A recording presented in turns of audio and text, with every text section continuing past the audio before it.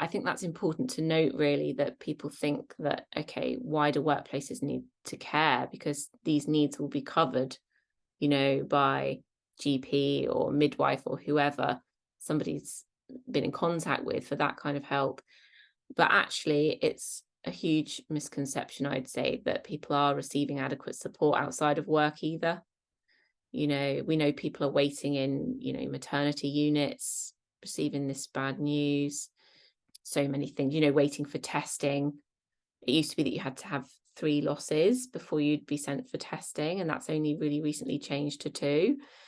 So yeah, there's so many misconceptions, and I think it stems largely from the taboo. There's also misconceptions around causes as well, which can link with work. So for example, stress, the research really indicates that we don't really know for sure, but it's likely that stress isn't a contributing factor. But some occupations that are more stressful or involve night shifts, those things are linked. Also, I'd say pronatal assumptions, where we assume that anyone who doesn't have children, we think that that's because they've chosen not to. So we then, we think it's okay to ask them, when are they having kids?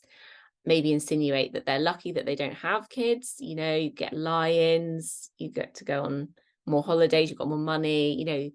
Those assumptions are really very triggering for people who are going through loss. And other issues as well, infertility or childless for other reasons. And then lastly, that everyone's experience is the same. So everyone experiences this as,